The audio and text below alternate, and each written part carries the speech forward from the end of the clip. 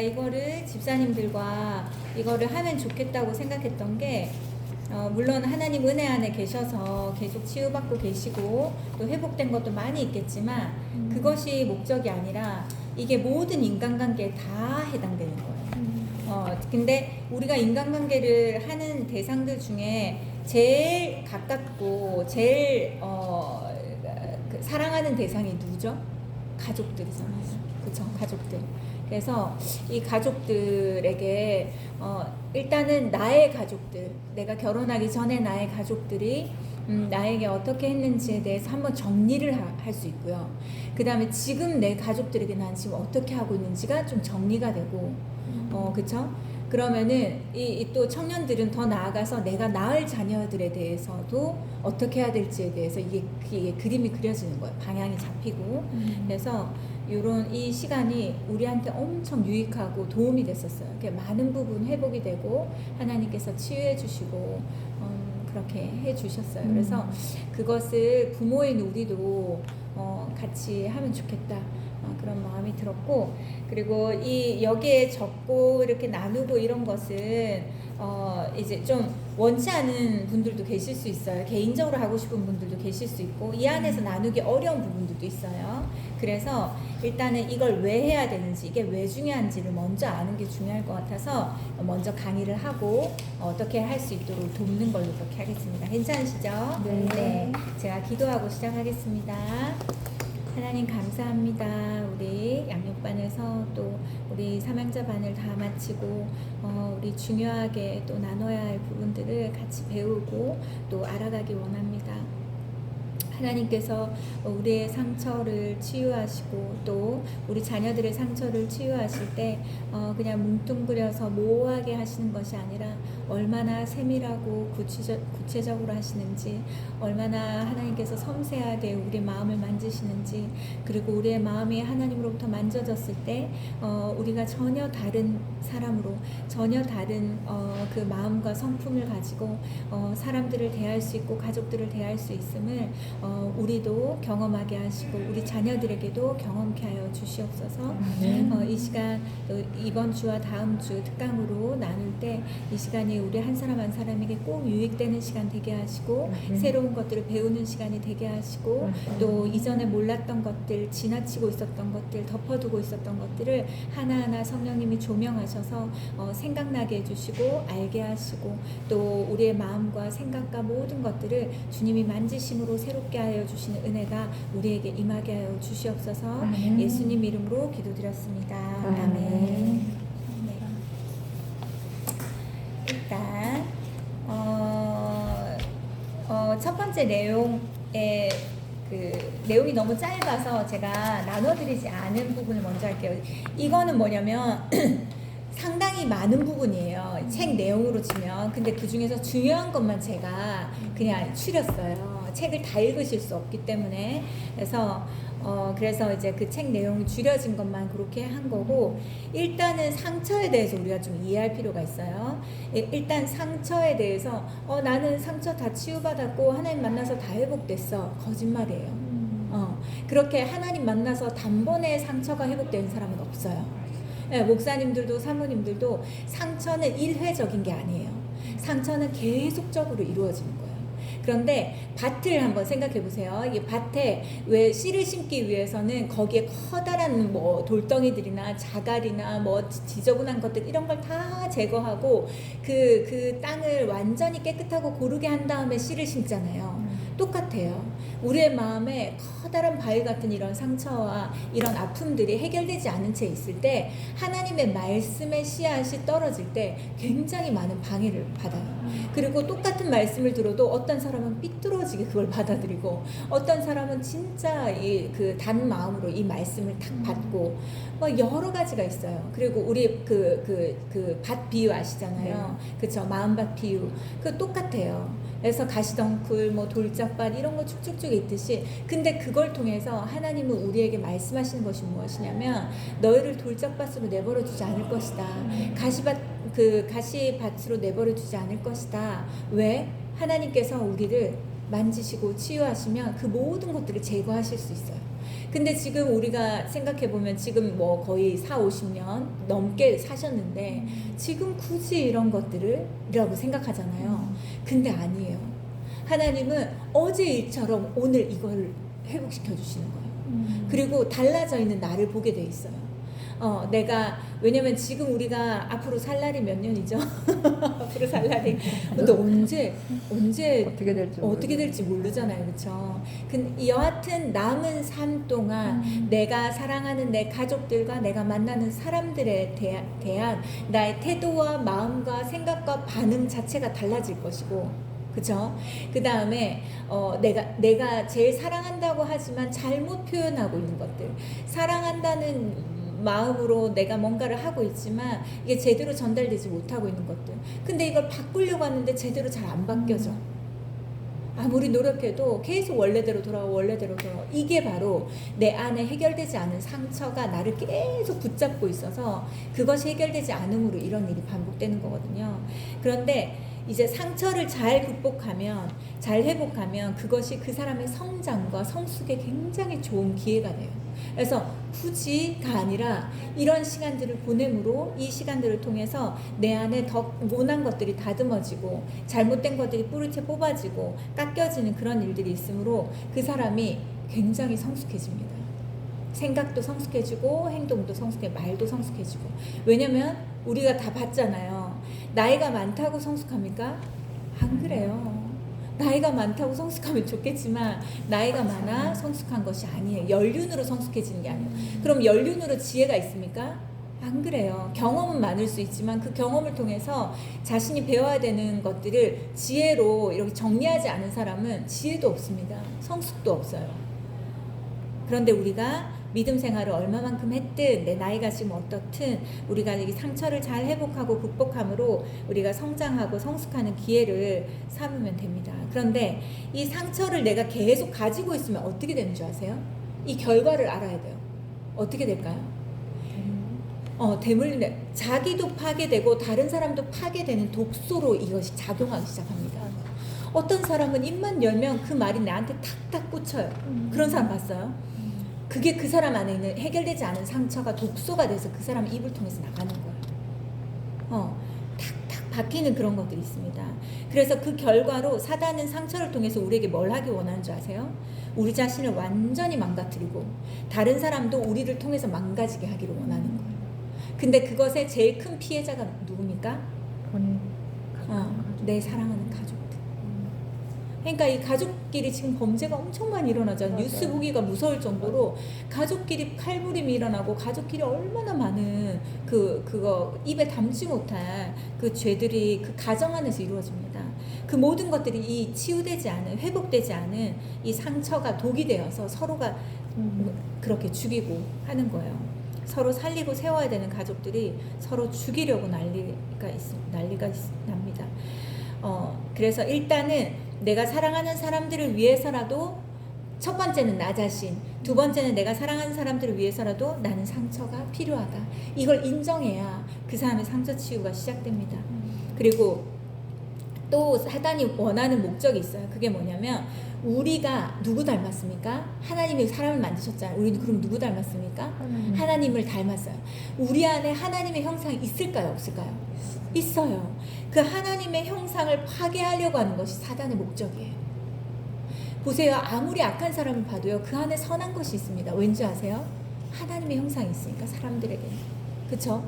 그런데 그 파괴된 하나님의 형상을 사단은 계속해서 상처, 죄, 아픔, 여러 가지 사건과 상황들로 인해서 우리 하나님의 형상을 잃어버리게 만들고 그것을 파괴하게 합니다. 그러면은 우리가 어떻게 살아갑니까? 하나님의 형상이 파괴된 사람은 어떻게 살아가는 줄 아세요? 나중에 이 내용이 다 나오는데 가면을 쓰고 살아가게 돼요. 그래서 사람들 만나는 게 너무 피곤한 거예요. 왜냐면 이 사람 만날 때 난 이런 가면을 써야 되고 저 사람 만날 때 저런, 왜냐면 자신의 모습, 이 악한 모습을 보이면 누구도 내 옆에 있지 않을 거기 때문에 그걸 계속 포장하고 가리고 계속 가면을 쓰는 거예요. 그러니까 사는 것 자체가 너무 피곤한 거예요. 사람들과의 관계가 너무 피곤한 겁니다. 그리고 굉장히 거짓되게 살게 하고 굉장히 오버하는 사람들 보셨어요? 뭐 이렇게 행동할 때 지나치게 오버하고 너무 텐션이 너무 지나치게 높은 사람이 있는가 하면 또 지나치게 위축된 사람이 있어요. 이것이 다 상처의 결과입니다. 그리고 입만 열면 거짓말을 하는 사람도 있고 이게 다 상처의 결과물이에요. 그래서 이렇게 되지 않고 또 이것이 반복적으로 이루어지지 않기 위해서 그리고 내 잃어버렸던 하나님의 형상을 되찾기 위해서 이 상처 치유는 너무너무 중요합니다. 아시겠죠? 네. 자, 첫 번째 한번 보겠습니다. 인간관계 파괴를 가져오는 심각한 상처에는 어떤 것이 있을까? 이것을 이제 6가지로 우리의 정체성에 아주 왜곡을 주는 하나님의 형상을 파괴하는 이 상처는 무엇인가? 일단 첫 번째는 거절감입니다. 이게 이제 그 책 내용에 다 이렇게 적혀 있어요. 거절감은 언제부터 겪는 걸까요? 태어날 때부터. 태어날 때부터. 그래서 여기에 부제목으로 엄마 왜 나를 버리셨나 이렇게 돼 있어. 엄마가 버리려고 버린 게 아니라 어떻게 합니까? 모태로부터 우리가 탯줄이 딱 잘리잖아요. 그때의 아이들은 분리감, 거절감을 느끼기 시작합니다. 그리고 애들이 막 자지러지게 울잖아요. 그쵸? 왜냐면 엄마랑 탯줄로 연결되어 엄마의 모든 것들을 다 함께 느꼈던 그 아이가 이제 이 분리감을 느끼기 시작하는 거예요. 이제 이 세상에서 나는 엄마랑 떨어져 있는 거구나. 이렇게 하나이지 못하는구나. 이거를 이때부터 느낍니다. 그 다음에 이제 한 명만 낳으면 모르겠지만 동생들이 태어나잖아요. 그러면서 점점점 첫째, 그래서 우리가 상처 치유 하다 보면요, 첫째의 상처가 다르고요, 둘째의 상처가 다르고 셋째의 상처가 달라요. 둘째의 상처는 뭔지 아세요? 본인들이 몇 째인지 모르겠지만 둘째의 상처는 뭡니까? 위아래로 일단 치여요. 맞아요. 위아래로. 첫째의 상처는 뭡니까? 지나치게 그 책임감과 그쵸? 그 무게감이 있습니다. 그리고 어린 나이에도 뭔가 엄마를 도와야 돼, 부모를 도와야 될 것 같은 이런. 그래서 어리지만 어리게 행동하지 못했던 뭐 그런 게 있어요. 또 막내로는 막내로서 또 여러 가지가 있습니다. 그래서 내가 몇 번째 태어난지에 따라 이 치유되는 것이 다 다릅니다. 그래서 동생들이 태어나는 것을 통해서 점점점 내 자리가 밀려나고 내 위치가 뭔가 밀려나는 그것으로부터 거절감을 느낍니다. 근데 이 거절감은 무엇으로 이어지는지 아세요? 깊은 거절감을 많이 경험한 사람들은 우울증으로 이어집니다. 우울증. 이 책을 우리 사랑할까요를 책을 쓰신 그 분이요, 그 장로님이 정신과 의사세요. 그래서 이거를 그 정신적인 그거를 이제 의학적인 것을 근거로 해가지고 이 모든 것을 영적인 것과 연관지어서 이렇게 이 책을 쓰셨는데, 아무튼 거절감을 많이 경험한 사람은 굉장히 우울증으로 이게 연결되기 쉽다. 그래서 근데 이 거절감은 보세요, 이혼을 했을 때, 그쵸? 이혼했을 때 부부가 서로 맞지 않아서 이혼하고 했을 때, 이번에 혹시 돌싱글즈 이런 거 보세요? 이번에 그 뭐지? 돌돌 싱글즈가 있더라고요. 20대인데 보셨죠? 2번 이혼한 거예요. 2번 이혼하고 3번째. 그러니까 요즘은 이혼이요, 그냥 약간 깊이 사귀다가 헤어진 것 같은 그런 느낌의 이혼이에요, 지금은. 그리고 뭐 동거도 하고 뭐 여러 명 바꿔가면서 사는데 한 번쯤 이혼하는 건 요즘 별로 흠도 아니에요. 그냥 동거했다 생각하고, 그러니까 그 서류상으로만 그럴 뿐이지. 요즘 그래서 앞으로 이혼하는 사람들이 굉장히 많아집니다. 근데 이혼하기 전에 별거를 합니다. 그쵸? 별거하면서 이혼으로 갈 것인가 아니면 다시 합칠 것인가 이런 거 하잖아요. 이때에도 그렇고, 그 다음에 원치 않는 사별을 겪었을 때도 그렇고, 이것은 다 가족들 전체 안에 거절감을 주는 것입니다. 그 다음 밑에 보면 거절당할 것에 대한 두려움. 이게 뭘까요? 거절감을 많이 경험한 사람은 또 거절당할 것에 대한 두려움이 늘 깔려 있는 거예요. 그래서 일부러 밝게 하고, 일부러 괜찮은 척하고, 일부러 명랑한 척하고, 일부러 따뜻하게. 그런데 사람들 앞에서 어떻게 할까요? 늘 자신감이 없고 자기 표현을 잘 못하는 사람. 거절감. 제가 우리 애들한테 옛날에 그 얘기 했다고 했잖아요. 우리 의기가 농담으로 싫어 이렇게 했을 때 그렇게 하지 않았으면 좋겠다. 왜냐면 내가 만나는 사람이 모든 걸 좋다고 하진 않고 다 싫다고 하는 사람도 있는데, 너희까지 그렇게 하는 건 엄마는 싫다, 농담이어도 듣고 싶지가 않다. 왜냐면 거절감인 거예요. 거절감. 그런 것들에 대해서 우리가 가족 간에도 서로 이제 대화를 할 필요가 있습니다. 일단 두 번째는 또 분노감입니다. 누구든지 건드리기만 해봐. 그러니까 건드리기만 하면 터지는 사람이 있어요. 이 시한폭탄 같은 사람. 네, 건드리기만 하면 터질만, 언제 터질지 모르고 언제든지 무슨 일이 일어날지 몰라요. 그럼 이 가족들은 어떨까요? 분노감이 가족 안에 누군가가 있다, 아빠가 있다, 엄마가 있다, 누군가가 있다. 그럼 어떨까요? 항상 불안해요. 언제 터질까? 여보세요. 이거는 어떻게 해서 생겨난 건지 우리가 이해할 필요가 있어요. 권위로부터 부적절한 대우를 반복적으로 받았을 때, 엄마나 아빠나 선생님이나 할머니나 할아버지나 권위자들로부터 부적절한 대우를 반복적으로 받았을 때 이 분노감이 생겨요. 왜 그럴까요? 어렸을 때는 힘이 있습니까 없습니까? 대항할 수가 없어요. 어른들은 커 보이고 나는 너무 작아요. 근데 뭔가 부당해. 그치만 그거에 대해서 말할 수는 없어. 근데 그게 반복적으로 일어나요. 그러면 그 아이는 점점점 분노감이 커져가는 거예요. 대부분 그래서 분노감을 가지고 있는 사람이 부모랑 관계가 그렇게 좋지가 않습니다. 부모에게 이 분노감을 가지고 있어서 일방적으로 막 여러 가지 언어적인 폭행, 뭐 그 여러 가지로 그런 가정 안에서 가정 폭력의 경험 있는 사람들이 굉장히 많이 있어요. 그 사람들이 분노감이 있습니다. 그리고 바로 밑에 보면 잘못을 안 했거나 작은 잘못이나 실수인데 크게 혼나고 야단 맞았을 때 혹은 억울했을 때, 우리 이렇게 애들한테 한 적 있습니까 없습니까? 내가 좀 기분 나쁘고 내가 좀 마음이 엄청 상해 있어요. 그때 누가 하나 딱 걸려드는 거야. 1, 2, 3 중에 하나 걸려드는 거야. 그러면 엄마가 저번부터 이렇게 하지 말라고 했지? 이렇게 하는 거야. 걔는 진짜 아무것도 아니고 크게 그 잘못한 것도 아닌데 갑자기 엄마가 터져가지고 타다다다다 하는 거예요. 걔가 그 안에서 어떤 마음이 들까요? 근데 또 아빠랑 엄마는 또 달라요. 엄마는 여자잖아요. 그러니까 또 엄마는 또 어떻게든 이해하려고 하는 게 있어요. 엄마는 약하다, 엄마는 여자다, 이런 게 있어요. 근데 억울함은 속에 남아 있을까요, 없을까요? 남아 있는 거예요. 그래서 작은 잘못을 했거나 어떤 실수였는데, 그리고 잘못한 게 아닌데도 막 계속 추궁하면서, 우리 목사님이 어렸을 때 그 화분을 깨뜨렸대. 우리 아버님은 화분, 이런 나무 이런 거 엄청 중요하게 생각해요. 화분을 깨뜨렸는데 저희 목사님이 너무 어렸던 거예요. 근데 우리 아버님이 진짜 무서웠어요. 진짜 무서웠어요. 그래서 호랑이 선생님인데 무서워가지고 너무 무서워서 아빠한테 혼날까봐. 근데 이 착한 누나가, 둘째 누나 있거든요. 둘째 누나가 자기가 했다고 한 거예요. 근데 둘째 누나가 아버지한테 엄청 맞은 거예요. 혼난 거예요. 엄청 과하게. 그러니까 그러면은 얘래요. 우리 목사님은 어땠을까요? 자기 때문에 누나가 맞는 거잖아요. 그러니까 엄청나게 그 죄책감에, 그쵸? 죄책감도 있고, 그치만 무서워서 아버지 앞에서 얘기는 못하고. 근데 이게 지금도 생생하게 기억난대요. 그래서 그 누나만 보면 지금도 미안한 마음이 있고, 그런 그 마음이 애틋한 그런 마음들이 있대요. 그러니까 보세요. 그게 사실은 실수잖아요. 놀다가 뭐 깨지고 이렇게 되는 거 실수잖아요. 근데 그거에 대해서 유난히 막 과하게 반응하는 사람이 있어요. 저는 그런 사람 봤어요. 명절에 뭐가 깨트려지면, 그 미신이잖아요. 그러면은 막 집안에 안 좋은 일 있다 해가지고 설날만 되면 그릇 조심해야 돼.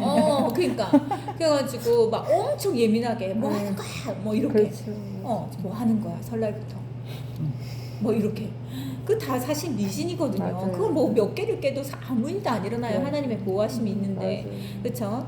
그러니까 이렇게 요런 거를 한번 되돌아볼 필요가 있어요. 그리고 제가 이거를 쭉 설명하잖아요. 쭉 설명할 때 혹시 내가 내 자녀에게 했던 사건들이 생각난다거나, 아니면 내가 내 부모로부터, 아니면 내 형제로부터 받은 어떤 이런 거절감과 이 분노감과 6가지의 이 감정이 생각나면 살짝 메모해 놓으시면 좋아요. 그러면 나중에 그걸 정리할 때 굉장히 도움이 됩니다.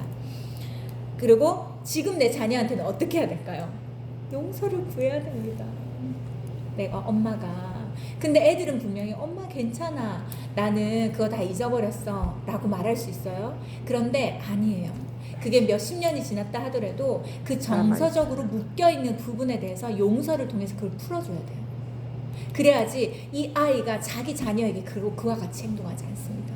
근데 자기 부모를 용서하지 못하는 것들이 있잖아요. 응어리진 게 있어요. 근데 지금은 어른이 됐어. 그래서 엄마에 대해서 다 이해해. 근데 내 어린 시절에 나의 아이는 나의 어린 시절, 나의 어린아이는 뭘 하고 있습니까? 그거에 대해서 괴로웠고 힘들었고 무서웠고 외로웠고 그 감정을 그대로 가지고 있어요.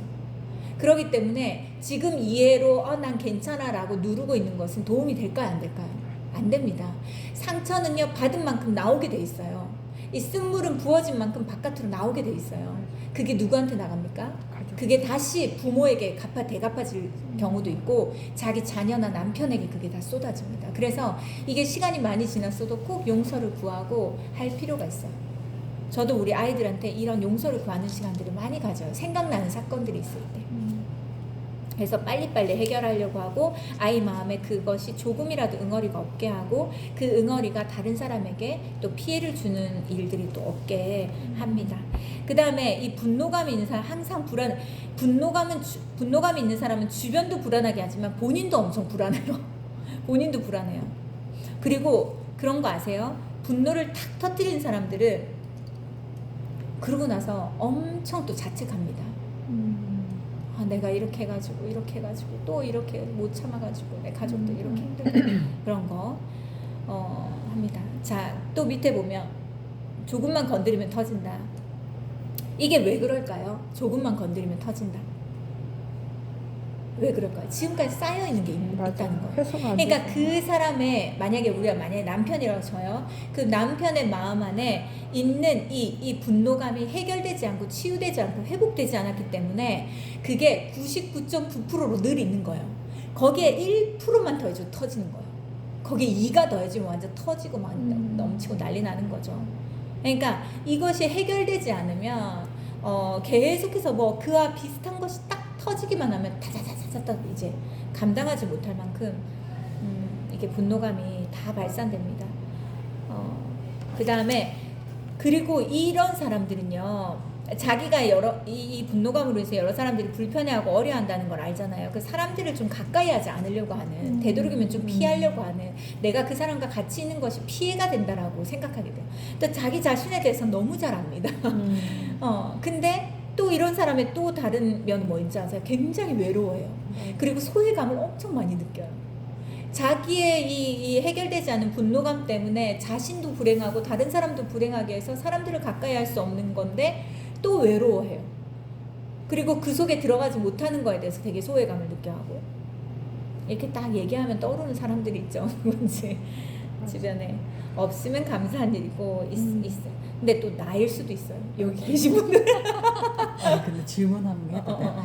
우리 언니가 이렇게 무슨 얘기를 하다가 병원 동행 매니저 이거를 이제 따는 거에 대해서 저는 이제 내가 보내줬거든요. 이거 온라인 그러니까 강의만 듣고 시험만 보면 이게 자격증 부여가 된다 이렇게 이야기를 했어요. 그래서 보내줬는데 그게 아니다. 이거는 뭔가 따가 자격증이 있어서 이렇게 되니까 너가 잘못 알고 있다 이렇게 한 거예요. 근데 제가 알기로는 아닌 걸로 알고 있다 이렇게 해가지고 저 아는 분은 뭐 요양보호사나 뭐 그런 자격증이 하나도 없는데 그거를 딴 거예요. 그래서 그 언니가 그걸 했다 이랬더니 언니 이거 원래 따려면 40만 원인데 40만 원인데 그냥 들어놔 이렇게 이야기를 했어요. 그럼 그냥 그러니까 언니가 필요 없으면 그래 이럴 수도 있는 건데 이거를 갖고 갑자기 그러니까 뭐 분노를 일으키는 게 그러니까 그게 뭐냐면 자기가 필요하면 난 필요 없어 그거 하지 않을 거야 그리고 내가 필요하면 나중에 비싼 돈 들여서 내가 딸 거야 이렇게 이야기를 하면서 갑자기 막 분노를 일으키면서 갑자기 이제 우리 이제 민정이 막 그 얘기를 하다가 너 나한테 보복하는 거지 이러는 거예요 갑자기 그래가지고 그런 언니 친언니 그래서 내가 아니 그냥 아니면 그냥 그래 이럴 수도 있는데 그거 뭐가 항상 대화를 하면 갑자기 뭐 건드리면 이렇게 폭발을 하는 거예요. 이것도 분노감인 게 맞는 거예요? 맞아. 그리고 이 6가지 이 감정이 있잖아요. 하나만 있지 않아요. 맞아요. 다 조금씩 있어요. 어떤 것은 더 많고 그것 같은 경우에는 열등감과 분노감 2가지 다 있는 거예요. 뭐가 건드려진 거죠. 열등의식 그러니까 동생이잖아요. 그러니까 언니가 이렇게 말하는데 동생이 그걸 계속 아니라고 말하는 거에 대한 이제 그게 있는 거죠. 이제 열등감. 그래서 내가 나영이랑 같이 이렇게 타투하고 오면서 했는데 그래서 내가 기분 나쁘게 얘기했다는 거예요. 그래서 나영이한테 나영 엄마가 기분 나쁘게 이야기했어 그랬더니 그런 거 같진 않은데, 그러니까 또 뭐 이모랑 그럴 이 수도 사이에서 있지. 또 그러니까 엄마 나 잘 모르겠어 이렇게 이야기를 하는 거예요. 그래서 이거는 뭐 그러니까 이렇게 이게 궁금했어요. 이거를 알면 되게 좋은 게 뭔지 알아요? 사람들에 대해서 이해가 굉장히 깊어져요. 아, 저 사람이 저런 상처로 인해서 저런 부분이 아직 해결되지 않아서 저렇게 하는 거구나. 그전에는 그냥 사건만 보고 기분 나쁘다. 왜 저렇게 말하지? 이렇게 되는데 이걸 딱 알잖아요. 그럼 사람들에 대한 좀 이해감이 깊어져요. 그래서 그래서 내가 전화를 툭 끊은 거예요. 그래서 내가 전화를 툭 끊어서 전화 다시 툭 끊었어. 그래서 내가 아이고. 그러니까 이게 내 안에 상처가 내가 뭔가 있나 뭐 이런 생각이 그런 거예요. 그래서 이게 참 이게 좀 맞아요. 그래서 어떤 말에서 언제 터질지 모르는 사람들이 있어. 근데 화낼 얘기가 아니지 않나요? 이거 필요하니까 나중에 어차피 돈 들으니까 돈 드는 게 아니잖아요. 이거 들어서 해야지 집사님이 되는 거. 명령적으로 또 얘기했을 수도 있어. 언니. 그런가? 예. 언니 이렇게 하는 게 집사님 좋아. 말이 이렇게, 예. 말투가 그럴 말투는 왜냐면 아닌데. 혹시라도 언니가 그 마음 상태가 아니 근데 내 생각에는 받아들여서. 항상 이게 쌓여 있는 게 있다고 그러니까. 했잖아요. 그 전부터 뭔가가 뭔가가 불편한 게 계속 있었나 있었고. 보지. 그리고 갑자기 민정이 그런 갑자기 서 내가 그래도 너 보복하는 거지 막 이러면서 가지고 민정이 일이 왜 나오냐고 이건 아닌데 막 이런 식으로 해서 감정이 뭔가가 쌓여 근데 보면요 사회생활 하다 보면 별의별 사람들 다 맞아. 만나잖아요. 정상적인 사람은 찾기가 어려워요. 맞아. 마음이 건강한 사람을 만나기가 진짜 어려워요. 그래서 이게 왜일까요? 그분들은 그냥 이 상태대로 사는 거예요. 그러니까 자라면서 이제 있었던 모든 사건들이 상처로 이 안에 다 있는 거예요. 그러니까 근데 그게 그 작은 사람이 있고 큰 사람이 있고 뭐 이 사람마다 이 성향들이 다 다르지만 여하튼 그런 것들이 근데 이게 뭘 하나 대화를 하면 얘기하다가 이거에 갑자기 분노를 막 일으키니까 대화가 안 돼. 그래? 그럼 그런 게 있나 보다 이러고 그냥 집 나갈 수도 있는 건데 그거에 대해서 이렇게 막 다음에 서로 마음이 좀 편안했을 때 다시 그러니까 한번 언니 얘기해. 나는 그러려고 언니 화나게 하려고 그런 게 아니었는데 언니가 갑자기 화날 때 내가 화를 낼 때 내가 조금 당황스럽다. 뭐가 불편한지 이것 말고 혹시 나한테 좀 힘든 게 있었는지 말해달라고 이렇게 얘기를 해보세요. 그래서 전혀 그런 게 아닌데 언니 기분 나쁘게 한 소리는 없지만 그랬는데 그럴 수 있지. 언니야? 자 보세요. 빼놨어요. 자 그 다음에 위협적이고 폭발적인 감정. 그러니까 우리 있잖아요. 우리 자녀들 배우자 만날 때 이런 사람 절대 만나지 않도록 기도해야 돼요. 특히 분노조절 장애죠. 분노조절 장애자들이 진짜 요즘 유난히 너무 많아요. 너무 많아요. 어. 정상을 찾아볼 수 감정 조절도 안 되는 맞아요. 사람도 많고. 그래가지고 그냥 지나가는 사람 그냥 묻지마 폭행. 그러니까 아무 상관도 없는데 그냥 때려버리고 막 그런 것도 너무 많고. 그래서 근데 결혼 전에 이걸 안 보인대잖아요. 그러니까 그게 맞아. 문제예요. 맞아요. 엄청 잘해주고 결혼하고 돌변하는 사람들이 너무 많기 때문에 이건 진짜 기도 많이 해야 돼요. 아이고. 위협적 폭발적. 자 밑에 보세요. 작은 일에도 쉽게 상처받고 예민하다. 그러니까 별거 아닌데도 맞아. 그걸 그걸 뭐라지? 마음이 딱 꽂히는 거예요. 별거 아닌데 그걸 딱 붙잡고 혼자서 엄청 그거를 그 심각하게 부정적으로 곱씹으면서 예민하게 반응합니다. 그다음에 자기 상처를 인정하지 않고 잠시 이게 뭘까요? 이게 분노감이 있는 사람은 내가 상처가 있어서 이렇다라는 걸 절대 인정하지 않아요. 그리고 그런 걸 얘기하잖아요. 그러면 더 화를 내요. 만약에 맞아요. 당신 안에 이런 게 있어가지고 이런 게 있어서 그래서 이런 뭐 만약에 아버지로부터 뭐가 있다 그럼 아버지 용서하고 막 이랬으면 좋겠다. 그러면 이거 인정할까요 안 할까요?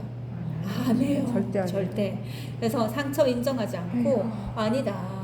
뭐 그리고 내 아내든 아무튼 나 아닌 다른 사람들이 내 부모의 어떤 약함이나 내가 받은 상처에 대해서 건드리는 거에 대해서 또 못 참아하는 게 있어요. 그래서 내가 알아서 할 거야. 내가 알아서 할 수 있어. 나는 내가 알아. 그러면서 하는 거예요. 네, 이런 사람 있죠. 또 그다음 밑에 궤변이나 언어폭력, 우월의식, 관계 파괴. 자기만의 그게 있어요. 합당한 뭐 이걸 이렇게 할 수밖에 없었던 합당한 이유들이 막 있어요. 합리화를 많이 시키죠. 그거를 근데 완전 궤변을 늘어놓는 거예요. 근데 그거를 또 뭐 그거에 대해서 우리가 인정하지 않으면 또 엄청 무시한다고 하고 무시한다고 하고 또 엄청 상처받고 삐져 있고 오랫동안 막 그렇습니다. 그래서 언어적인 폭력도 되게 강하고, 왜냐면 이 분노감을 폭력적으로 폭행으로 행사하는 사람이 있는가 하면 말로 하는 사람도 있거든요. 말로 그 사람이 제일 듣기 싫어하는 말, 제일 상처가 될 만한 말들만 골라서 합니다. 그렇게 합니다. 근데 그러면서 만약에 자기가 지금 잘못하고 있다 그러면 한없이 죄책감에 시달리잖아요. 그러니까 나는 합당해, 내가 이렇게 할 수밖에 없어 라는 그 우월의식이 또 있고, 그래서 관계들마다 다 파괴됩니다. 주변에 사람들이 없어요. 가까이 지는 사람들이 없습니다. 자, 세 번째는 애정결핍증이에요. 사랑을 받을 수만 있다면. 이게 지금 우리 청년 자녀들한테 굉장히 좀 회복돼야 되는, 치유돼야 되는 부분이고, 우리도 한번 잘 생각해 보시면 좋을 것 같아요. 자, 첫 번째로는 사랑을 흡족히 받은 기억이 없다.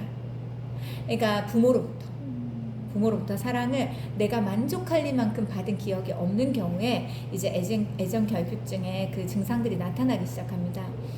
근데 아버지, 어머니 부재의 결여로 치우침, 이게 왜일까요? 이건 뭘 말하는 걸까요? 아버지는, 아버지와의 그 관계는 뭘 결정합니까? 사회성, 사람과의 관계를 결정하고, 어머니와의 관계는 뭘 결정합니까? 정서적인 부분, 인성적인 부분을 결정하는데, 아버지가 안 계실 수도 있고, 엄마가 안 계실 수도 있고, 두 분 다 안 계실 수도 있고, 또 할머니 밑에 자랄 수도 있잖아요. 그렇게 되면 이 애정결핍이 있습니다. 왜냐면 그 할머니, 할아버지가 아무리 잘해줘도 엄마, 아빠의 마음을 대신해 줄 수는 없기 때문에 그렇습니다. 그래서 다른 사람으로 대체 안 된다. 밑에 부모 사랑 균형적으로 또 안정적으로 받는 것이 되게 중요하다. 그러니까 엄마는 너무 안정적으로 잘하는데 아빠는 뭐 틈만 나면 그 화를 내. 그러면은 애는 엄마의 사랑을 많이 받음에도 불구하고 굉장히 불안하게 자라게 됩니다. 내가 늘 뭘 잘못했나 늘 죄책감을 느껴 하고, 뭘 잘못했을 때 별거 잘못한 거 아닌데도 그걸 자기를 계속 자책하면서 오랫동안 동굴 속에 들어가 있으려고 합니다. 난 잘못했어 이렇게. 그리고 지나치게 사람들한테 사과를 많이 하고, 이런 경우들이 그 흡족한 그 사랑을 받지 못하고 흡족한 그 인정과 그런 것들을 받지 못해서 그렇습니다. 또 이 밑에 보면 자신에게 사랑을 주는 사람에게 다 주려고 한다. 이게 진짜 위험한 거예요. 그래서 지금 남편들과 어떻게 결혼하게 됐습니까? 우리를 향해서 아낌없이 모든 걸 다 해주려고 했잖아요. 우리의 마음을 얻으려고, 그쵸? 근데 이게 진짜 위험한 거예요. 그리고 내가 만약 애정결핍증이 있다 그러면은 뭐든지 막 아낌없이 뭔가를 다 퍼주려고 하는 그것이 있습니다. 나누고 주는 것은 좋은 것이지만 이게 뭔가 지나칠 경우에는 받는 사람들도 굉장히 부담이 되고, 그쵸? 우리도 그냥 주는 게 아니에요. 내가 이만큼 주는 것은 뭡니까? 또 그만큼을 기대하는 거기 때문에 또 이게 그만큼 안 채워졌을 때 또 상처로 남게 됩니다. 그래서 그렇고, 그 다음 밑에 경험이 없고 느껴보지만, 그러니까 사랑받은 것에 대한 경험이 없고 이것을 충분히 느껴보지 못한 사람은 어떻게 됩니까? 누군가 나를 딱 좋아한다, 그것만으로 폭 빠져버리는 거예요. 금사빠. 나 좋아해? 마음에 없던 사람에게도 확 마음이 가버리고 이렇게 됩니다. 그래서 우리가 충분한 사랑을 주는 건 너무너무 중요하고, 엄마 아빠의 사랑을 균형 있게 주는 것은 우리 자녀들에게 너무 배우자를 만나는 것에 있어서 굉장히 큰 영향을 미칩니다. 그 다음에 밑에 이제 그 집착으로 이어집니다. 애정결핍이 있는 사람은 집착과 중독, 이게 저기거든요. 가장 크게 나타나는 부분이에요. 집착과 중독. 왜냐하면 무엇으로라도 자기 마음을 채워야 되기 때문이에요. 그리고 이 헤어짐과 뭐 이렇게 그런 것들 있잖아요. 만나고 헤어지면 이것이 이 사람들한테 굉장히 어렵습니다. 왜냐하면 모든 걸 다 쏟아 마음을 다 주었기 때문에 그 사람에게 모든 것들이 다 집중되어 있는 거죠. 그래서 요즘 뭐 그런 거 있잖아요. 헤어짐, 결별, 뭐 이런 데이트 폭력, 그다음에 뭐 살인, 이런 것들이 많이 일어나는 게 집에 찾아와가지고 자기 여자친구 그 가족들도 다 죽여버리고 막 그런 것들이 이 집착, 스토커 이런 거 다 여기에 해당되는 겁니다. 그 다음에 이런 사람들이 또 이단에 잘 빠집니다. 왜 그럴까요? 이단은 엄청나게 친절하고 내가 가족으로부터 받지 못한 것들을 주거든요. 그러니까 그것으로 인해서 마음을 이제 열게 만들고, 그래서 이단에 잘 빠지기 쉽다. 그 다음에 밑에 마음이 항상 이 사람들은 허전합니다. 뭔가를 많이 주고 있는데 마음에 남는 건 없는 거예요. 채워지는 건 없는 거예요. 그 다음에 중독에 잘 걸린다. 섹스, 술, 노름, 이성, 마약, 스토커, 병적인 집착, 위험한 사랑, 못 헤어짐. 그러니까 사람에 대해서도 중독, 여러 가지 것에 대해서 중독. 그 다음에 네, 그 중독에 걸리고 이것을 끊어내기가 이게 쉽지가 않습니다. 왜냐면 이 결핍은 무엇으로라도 채우려고 하는 게 있거든요. 무엇으로라도. 자, 그 다음에 밑에 교제가 잘 될 땐 긍정적이다가 안 되면 비판적이게 된다. 이게 지금 그래도 청년들을 대상으로 쓰여진 거기 때문에 교제에 대한 부분들이 있습니다. 교제가 잘 될 때는 너무 정상적인 사람이에요. 근데 딱 안 된다 싶으면 그때부터는 이것저것 지적하기 시작하고 판단하기 시작하고 막 부정적인 말들을 막 쏟아내기 시작합니다. 밑에 상대를 구속하려고 하거나 너무 헌신적이어서 부담감을 안겨준다. 그러니까 뭐 이것저것 간섭을 많이 하고 요즘 내가 청년들한테 들었는데 요즘 사귀면요 그 어떤 집착이 심한 애들은 그 통화를 안 하고 있는데 전화를 계속 열어놓고 하는 모든 것들을 다 듣게 해야 된대요. 들었어요. 저 지금 예진이한테 들었어요. 예진이 친구 중에 그런 사람이 있었대요. 그러니까 이거를 통화를 계속 하는 거예요. 그리고 8시간, 10시간, 뭐 12시간씩 통화를 계속 하면서 그 사람이 지금 뭘 하고 있는지 모든 걸 다 알아야 되는 거예요. 근데 그러면 뭐가 문제인지 아세요? 같이 친구들 만날 수 있잖아. 친구들이 지금 이 사람의 남자친구가 내 얘기를 듣고 있는 거잖아요. 엄청 불편해지는 거야. 말하는 것도 불편해고. 근데 만약에 그걸 안 한다고 하잖아요. 그러면 엄청 서운해하고 삐지고 막 난리가 난대요. 그리고 동민이도 얘기하던데 동민이 친구들도 이런 사람도 되게 많대요. 그래가지고 너무 괴로워가지고 그러니까 여자친구를 사귀고 이런 거는 잠깐은 보기 좋은데 막상 그 속을 들여다보면 너무 집착이 너무 심한 거예요. 그리고 모든 걸 구속하려고 하고 다 참견하려고 하고 다 알려고 하고 개인적인 공간과 개인적인 시간에 대한 존중이 없고 근데 우리가 부부여도 그런 개인적인 시간들이 서로가 필요할 때가 있잖아요. 근데 지금부터 이렇게 하면 이게 근데 남자들은 왜 그래도 여자친구가 있고 사귀면 외로움이 좀 해결되니까 헤어지기는 싫은데 이건 너무 괴로운 거죠. 그러니까 이거 너무 괴로우니까 어떻게 하지는 못하고 그리고 만약에 통화가 끊어졌다. 그럼 그때 그 시간부터 그 시간까지 뭐 한 거야? 이렇게. 근데 보면 초등학생인데 인형이 어리잖아요. 친구가 전화가 왔는데 계속 전화를 하는 그러니까 거예요. 그런 애들 너무 많아요. 나 지금 밥 먹을 거니까 끊어 뭐 이랬는데 또 전화. 일거수일투족을 다 나열을 해야 돼. 나 지금 몇 시 몇 분에 뭐 했고 몇 시 몇 분. 그거 완전 병이지. 그리고 근데 이렇게 하잖아요. 근데 이 사람의 특징은 엄청 잘해줘요. 그러니까, 엄청 헌신적으로 맞아. 잘하기 때문에 자기에 대해서 끊어내지 못하게끔 만드는 거예요. 그러면서 모든 구속과 모든 것들을 이제 다 하는 거 조종하는 거죠. 구속과 간섭과 그 모든 걸 다 개입하고 조종하려고 하는 무서워. 그게 있습니다. 이런 사람들의 특징이 다 애정 결핍증들이에요. 그게 이 의비증으로 넘어가는 거지. 그리고 결혼 후에는 의부증과 의처증의 확률이 높다. 지금 그게 쉽지 않죠. 그래서 이 부분들을 우리가 진짜 기도해야 됩니다. 무서워. 그 다음에 네 번째 보면은 어떻게 하면 살아남을까? 두려움이에요. 두려움. 이 두려움이라는 이 감정을 가지고 있는 사람은 뭐냐면 그냥 보통의 두려움을 말하는 게 아니에요. 이 지나친 두려움, 과한 두려움 말하는 거예요. 일단 첫 번째는 보면 부모가 싸우는 모습을 어릴 적부터 많이 본 거예요. 그래서 아이들 앞에서는 절대 싸우는 모습을 보여서는 안 됩니다. 그래서 그럴 때 굉장히 자기가 잘못한 게 아닌데도 아이들 마음속에 두려움이 이제 생겨나기 시작하고 내면에 항상 두려움이 가득 있고 그 다음 분노감보다는 한 단계 더한 상처예요. 오히려 분노감보다는 두려움이 좀 더 위험한 부분이에요. 왜냐면 밑에 보세요. 분노를 느낄 힘도 없는 것이 두려움이다. 그러니까 분노는 그나마 에너지가 있는 거예요. 그죠? 이 감정을 표출하는데 에너지가 필요하잖아요. 힘이 필요하잖아요. 그것조차도 없는 게 두려움이에요. 그렇죠? 그래서 밑에 보면 무서워서 문제를 헤쳐나갈 엄두도 못 낸다.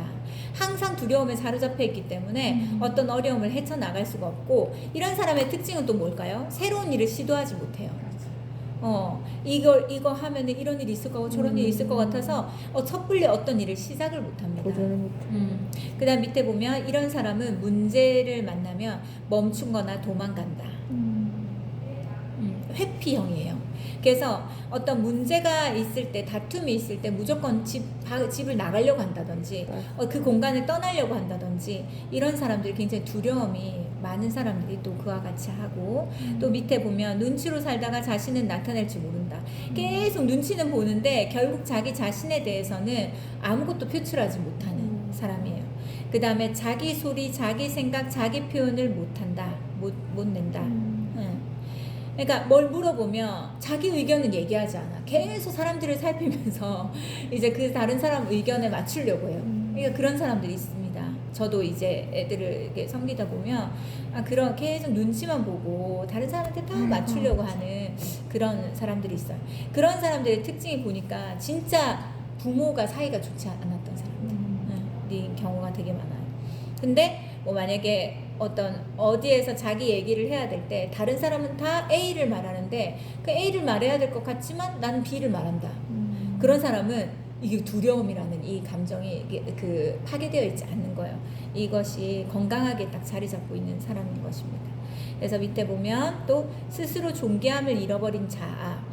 그러니까 두려움이라는 것이 깊이 내재되어 있기 때문에 내가 얼마나 존귀한 사람인지 그거를 잃어버리고 살아가는 거예요.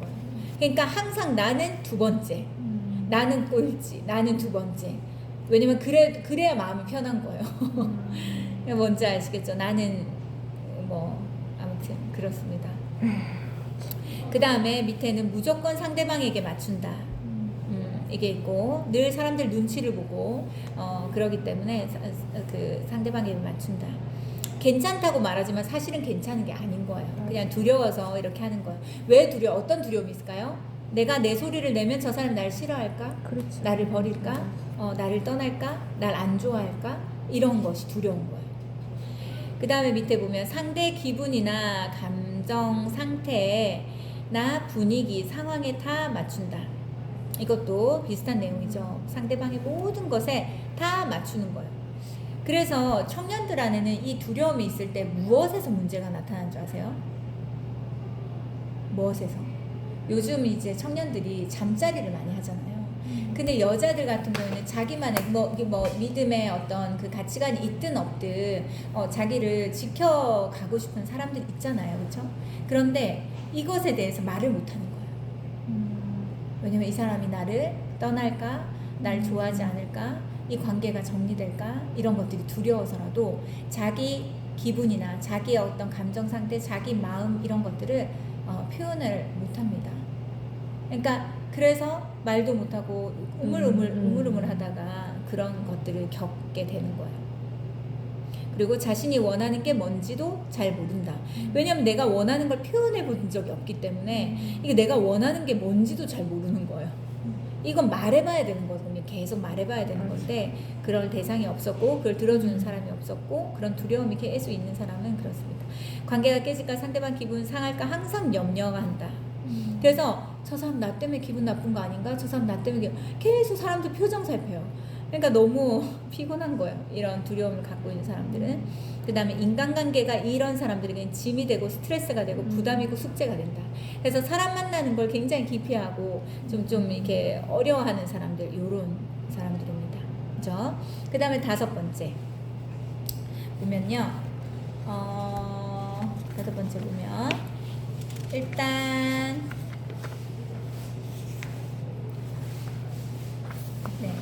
일단은 열등감. 열등감이 뭐냐면 그까짓 게 뭔데 이거예요. 이거랑 안 맞는 거 맞죠? 근데 이게 잘 보면은 이게 열등감과 연관이 있습니다. 첫 번째 보면 여러 종류로 비교를 당하면서 자란 아이들은 현실의 자신을 받아들이지 못한다. 현실의 자신을 받아들이지 못한다. 계속 비교를 당하기 때문에 나는 이것보다 더 나아야 되는데 난 더 못한 사람인데 뭐 이런 걸 자기 현실을 인정하고 받아들이지 못한다. 그래서 밑에 보면 상상 속에서 이상적인 자신을 딱 만들어놔요. 그리고 자신이 거기에 못 미칠 때 고통스러워한다. 자신이 거기에 못 미칠 때 고통스러워한다. 이런 사람들 보셨죠? 뭐 이상은 굉장히 높아요. 근데 거기에 자기가 맞춰지진 않아. 그래서 맨날 실패감을 경험해요. 난 여기에 도달하지 못해서, 난 이걸 이루지 못했어. 이런 생각들을 계속 하는 거예요. 그 다음에 늘 자신은 부족하고 바보스럽다고 생각한다. 내가 뭘 잘했다고 말하는데도 그 잘한 거에 대해서 밑에 뭐 있죠? 뭐 있어요? 뭐예요? 뭐 있어요? 바퀴벌레인가? 아니 바퀴벌레는 아닌데 아니 저 무슨 요즘 그냥 저기 돌아다니는 거 같은데 그냥 밟으세요. 역시 바퀴벌레 바퀴벌레는 아닌 것 아니고 그 나가 마당에 돌아다니는 벌레. 예. 바퀴벌레 아니고 오 꽁 누르세요. 지난주에 쥐 잡았다 그러네. 맞아. 두 마리. 사모님 놀래켜. 두 마리. 또 지났다 거기에 나네. 또 붙어가지고 승관선이 또 사진 보여주던데. 서한석 집사님 나와- 멋있었어. 계속 나와요. 아니 근데 그 딱 막대기를 댔는데 그 개의 움직임에 자기도 사실 무섭대. 아이고 참나. 요거 마셨어. 우리는 막 집사님 멋있어요. 근데 보니까 잡을 사람이 없더래 해가지고 잡긴 했는데 정상. 개의 이게 느껴졌대 그 뭐야 이게 그래. 막대기를 눌렀는데 그러니까 죽은 게 아니니까. 맞아. 그 아까, 끈끈이 예. 묻어요. 그냥 맞아. 찍찍 그막 찍찍찍찍 엄청 그래도 그랬잖아. 그게 어디야. 그러니까 막 그래서 자기도 어우 막 징그러웠다고 하더라고요. 진짜 요거 맛있어. 우리 남편 쥐잖아요. 그래서 쥐가 쥐를 잡은 거야. 아 진짜요? 근데 정 목사님 얘기 들었어요? 정 목사님 예준이가 너무 웃겼다고. 여기 제일 멀리서 네. 신집사님이랑 사집사님이랑 우리 목사님하고 오만사님인가 목사님 이러고 계시면 어떡해요. 아이고 쥐. 근데 원래는 집에 가는 건데 그 지 때문에 못 가고 목사님 뒤에 그래서 앉아 계셨던 네, 거지 지 진짜. 때문에 아. 저거를 잡아야 되는데 목사님 지 아이고. 엄청 저기 하신다 그러는데 얼마나 그러셨겠어. 어렸을 때 저기 하셨나? 뱀은 안 무서워하신다면서요? 뱀요? 네. 난 몰라요. 나는 저 목사님 뱀은 잡겠는데 쥐는 못 잡으셔. 뱀이 안 나타나서 그런 말. 뱀이 나타나 보면 다를걸요. 아유. 당연히 다를 거예요. 그랬구나. 자 보세요. 일단은 그다음에 늘 자신 부족하고 그다음에 이 열등감 있는 사람은 공격적으로 쉽게 바뀌어 버린다. 자기가 자기 잘못한 어떤 부분이 딱 건드려졌을 때 그 공격적으로 딱 바뀌어 버리는 거예요. 이 뭐 재영 씨 언니처럼 또 밑에 보면 다른 사람을 칭찬할 줄 모르고 칭찬에 인색하다. 이런 사람들의 특징 뭔지 알아요? 내가 칭찬 듣는 건 좋은데 다른 사람은 절대 칭찬하지 않아요. 특히 내가 잘하는 것에 대해서는 다른 사람은 절대 인정하지 않습니다. 그래서 칭찬에 인색한 사람 보면 저 사람이 열등감이 굉장히 많은 사람이구나. 그렇게 생각하죠. 그 밑에 보면 그리고 남을 깎아내린다. 왜일까요? 내가 열등감이 많으니까 나보다 더 깎아내려 밑으로 끌어내려야지 그나마 자기가 내가 올라가니까. 올라가니까 남을 깎아내리길 좋아한다. 그래서 뭐 어떤 흠이나 뭐 열등감이 많은 사람 어떤 사람이 뭘 잘못하잖아요. 그러면 그거를 계속 얘기하면서 그 사람의 그 허점이나 이런 것들을 계속 얘기하면서 불편한 얘기들을 많이 합니다. 그다음 밑에 자신이 높아지려고 우월감을 나타낸다. 어떻게든 누가 인정해주지 않아도 내가 나 자신을 높게 하려고 높아지게 하려고 이 열등감과 우월감 여기 왔다 갔다 합니다. 열등감 있는 사람들은. 근데 그 다음에 밑에는 보면 왜 저것밖에 못해? 나 같으면 저렇게 안 한다. 이게 있어요. 왜 저것밖에 못해? 그러니까 저건 저렇게 해야지. 이건 저렇게 하고 저건 저렇게 해야지. 왜 저렇게밖에 못해? 이게 항상 자기 기준으로 다른 사람들 계속 판단하는 거. 이 열등감 있는 사람들의 특징입니다. 그다음 밑에 열등감에 사로잡힌 사람은 마치 시계추 같아서 열등감 쪽으로 갔다가 우월감 쪽으로 가는 삶의 반복을 나타낸다. 이거는 모든 치유 세미나에 치유 강의에 이건 다 나오는 거예요. 제가 이거 그 DTS에서도 이걸 배웠어요. 열등감 있는 사람이 우월감에 갔다가 열등감에 갔다가 우월감 건강하지 않은 상태예요. 우월감도 건강한 게 아니잖아요. 자존감이 높은 거랑 우월감이랑은 달라요. 그죠? 그러니까 아무튼 계속 이걸 반복한다. 때로는 비열하고 비참한 심정에 젖었다가 때로는 우월감에 젖어 자신만만해한다. 그러니까 이게 옆에서 보면요 되게 보기가 좋지가 않아요. 그래서 어떤 것도 좋은 모습이 아닙니다. 그 다음에 우월감 표출하면서 집까짓 게 뭔데 이렇게 되는 거예요. 그래서 왜 집까짓 게 뭔데가 열등감에 나오는지 아시겠죠? 그러면서 자기 우월감을 가지고서 왜냐면 내가 우월감이라도 없으면 너무 열등감에만 빠져 있으면은 내가 너무 한없이 가치가 없는 사람인 것 같으니까 잠깐씩 있는 이 우월감을 표출하면서 다른 사람을 끄집어내리면서 집까짓 게 뭔데 라고 하는 거예요. 그 다음 밑에 이런 마음 상태에서 자신이 뭐지? 가장 힘들고 이런 마음 상태에 자기 마음이 가장 힘들고 감정 굴곡이 심해서 타인에게 편안함을 주지 못한다. 이게 열등감을 가지고 있는 사람 주변에서는 마음이 그렇게 편안하지가 않습니다. 그 다음에 우월감과, 왜냐면 이 사람한테 맞춰줘야 되거든요. 잘한다도 해줘야 되고, 막 다 맞춰줘야 돼요. 그러니까 피곤한 거예요, 주변에 있는 사람들이. 밑에 보면, 우월감과 열등감의 반복적인 악순환은 삶의 축복이 아닌 저주로 이끈다.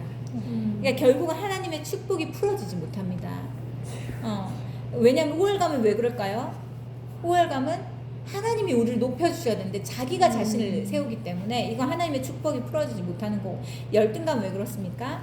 하나님이 우리를 사랑하시고 우리를 있는 그대로 인정하시는데 그것을 믿지 못하고 자기는 한없이 부족하다 생각하는 것도 불신앙이에요. 그렇기 때문에 이게 축복이 풀어지지 못하는 겁니다.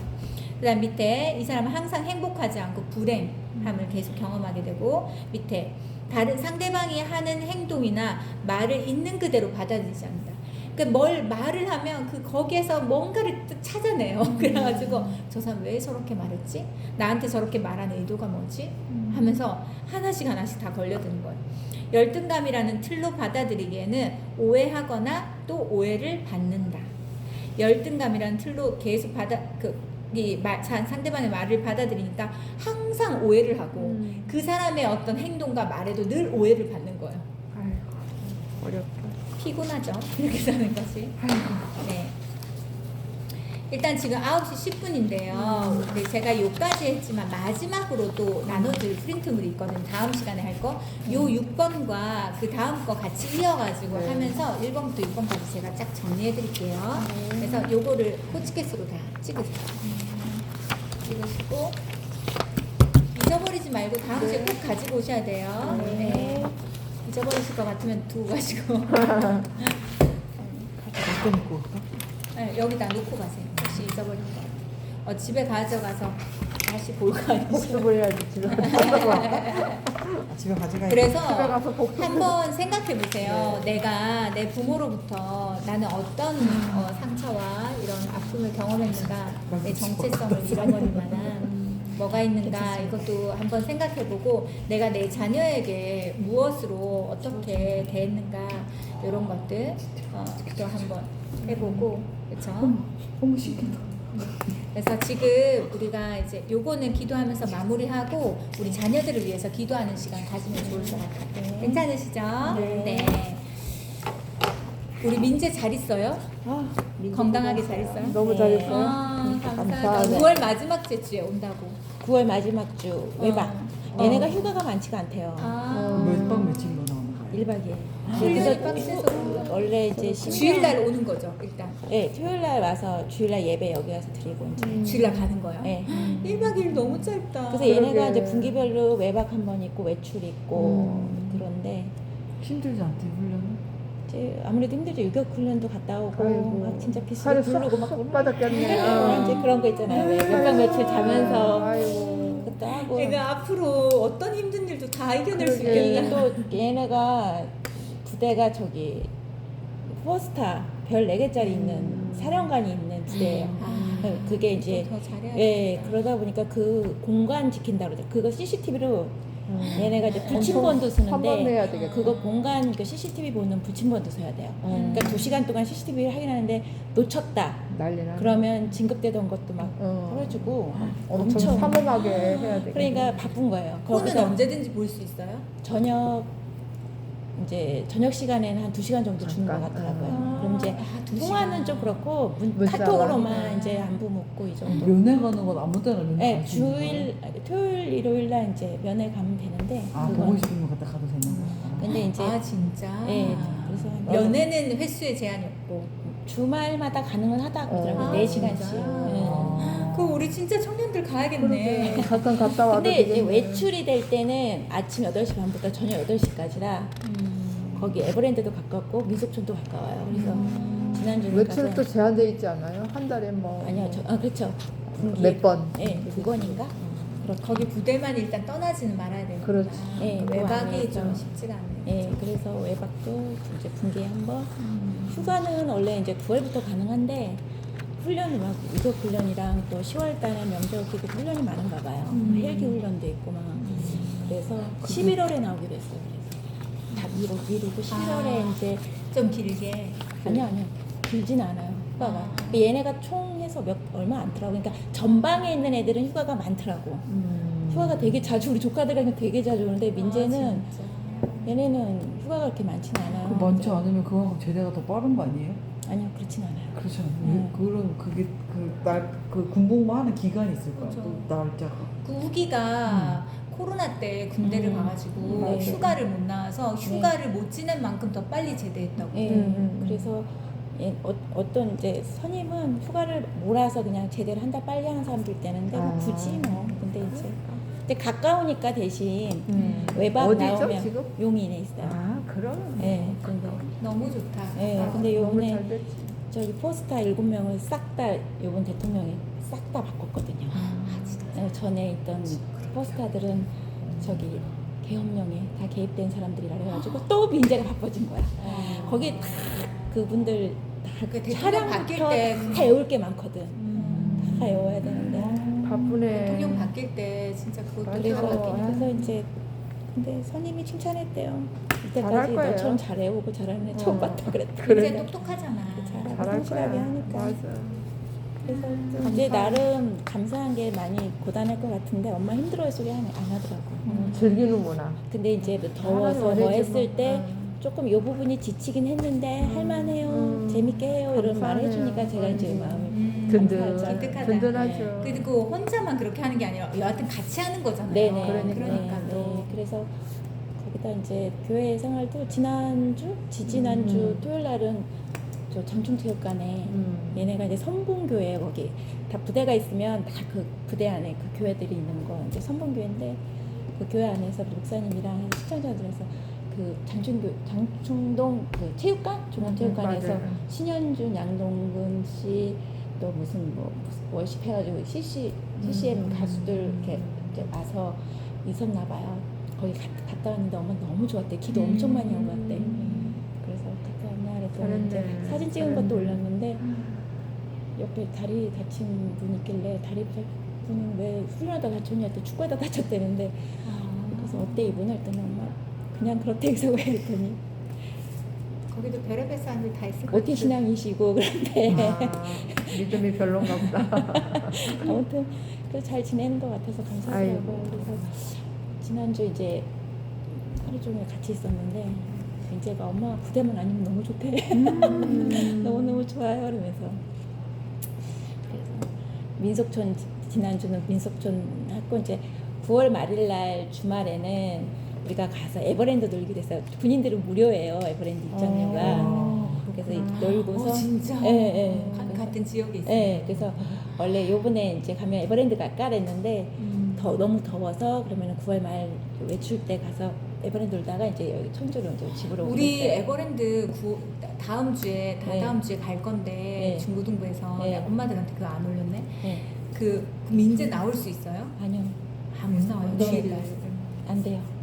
그게 이제 면회도 4시간밖에 안 되고 면회는 이제 외출 때 가능할 텐데 외출 때를 이제 그것도 계획을 세워서 미리 보고를 올려놓고 면회는 주말마다 아무 때나 가면 상관은 없다 그러더라고 면회는. 근데 이제 그 근방에서 잠깐 얼굴 보고 오는 정도니까. 그래서 이제 그나마 감사 가까우니까 1시간 정도 남지. 1시간 맞아요. 그 혜원이랑 1시간 20분 정도? 거기 혜원이 거기 다니던 그 학교 바로 옆에 바로 있어요. 옆이라고 그러던데요. 지금. 그래서 잘 기도해야겠다. 네. 그러게요. 치지 않고 잘 지내고 10월엔 있으니까 또뭐 너무- 헬기 탄다고 하던데. 별의별 경험을 다 해보고. 레펠 훈련 있잖아요. 좋다고 내려오는 거. 그러니까.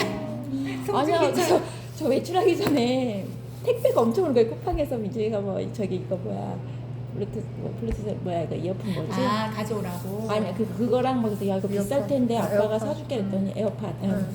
그게 고장이 나서 그랬더니 그거랑 뭐 저기 유산균이랑 뭐 잔뜩 왔어요. 그래서 외출할 때 이제 갖고 오라고. 아. 그래서 민재야 이거 에어팟은 비쌀 텐데 헬기 한번 타면 수당이 나와요. 되게 슬픈 거야 마음이. 그 위험 수당이 나오나 보다. 그렇지, 그렇지. 그 성주기 때 진짜 멋있었는데. 아, 민재도 멋있지. 민재가 다 근데 민재는 엄청 크잖아요. 그러니까 와, 그래서 그러니까. 영동에서 그거 이제 그때는 헬기를 직접 탄 게 아니라 그 정도 높이에서 남는데 안전장치 안 된 상태인데 막 여기가 손까지요. 장갑을 껴도 맞아. 네. 거의 불이 나는 것 같아요. 맞아요. 잠깐 화상해 봐요. 마음으로 내려오니까. 그래서 이제 엄마 훈련 끝나고 11월에 여유 있게 휴가 나갈게요 그러더라. 근데 너무 그립대요. 그러니까 네. 그래서 우리 원래 9월 말을 생각했는데 민재가 교회 온다 해가지고 네. 바꾼 거예요. 네. 그 애도 너무 오고 싶고 우리가 네. 없으면 안 되잖아. 민재 왔는데 도망간 것처럼 숨바꼭질도 아니고 민재는 오고 우리는 용인 가고 이렇게 하면 안 되니까. 언제 셋째 주에 가는 거예요? 언제? 아 우리 원래는 10월달에 가려고 했는데 애들이 시험 기간이 와가지고 10월 12일로 정했는데 지난주에 얘기해 보니까 다음 주가 된다고 하더라고요. 이 돌아오는 주 말고 그 다음 주 있죠. 셋째 주요? 예. 그때 며칠이지? 셋째 주 언제? 9월 20일, 21일. 예. 잠깐만요. 아닐 텐데 10 며칠이었던 것 같은데. 아 14일. 예, 14일. 14 둘째 그러니까 지금 돌아오는 주 말고 그 다음 주. 그다음 주요? 주일 날. 그래서 엄마 집밥도 너무 먹고 싶대. 음식이 엄청 잘 나온대요. 걔네 뭐 잘 브런치 나오겠죠. 데이도 있고. 근데 딱 겉에서 봤는데 잘 나오는데 아무래도 군대 밥은. 그치, 그렇지. 그래 집사님이 또 음식을 너무 아니 잘하시잖아요. 그게 나가면 애들 예진이도 그러더니 그립죠. 밖에서 먹는 밥이 첫 입은 맛있어도 왜 조미료랑 이렇게 맞아요. 아, 물리지. 또 여러 명 먹는 거. 그 엄마가 준 된장국부터 아이고. 맞아, 우리 혜원이도 된장국을 제일 먹고 싶어요. 예, 그게 집에 계속 있으면 맞아. 별로 안 좋아하는데 애들이 나가면 그리운 예진이도 거야, 맞아. 대학교 때도 그랬더니 맞아. 민재도 엄마 집밥이 너무 먹고 싶어요 그러더라고요. 딱하지. 네. 조금만 일단 기다려. 우리 기도를 해야겠습니다. 네. 문제를 위해서도 우리 교회 안에 또 교회 밖에 있는 우리 모든 자녀들을 위해서 또 부모가 믿음이 없어 또 기도해주지 못하는 그 자녀들까지도 우리가 다 포함해서 우리가 엄마들을 대표해서 그 자녀들을 위해 기도할 때 특별히 첫 번째로는 영혼육이 강건할 수 있도록 건강할 수 있도록 기도하고 또 두 번째로는 이 아이들이 어디에 있든지 하나님을 알아갈 수 있도록 하나님을 더 가깝게 만나고 하나님과 친밀할 수 있도록 기도하고 세 번째는 그 사람들이 만나는 모든 사람들에게 사랑받고 인정받고 존귀함 받을 수 있도록 사람들에게 호의를 받을 수 있는 우리 자녀들 될 수 있도록 그걸 위해서 우리 같이 기도하겠습니다.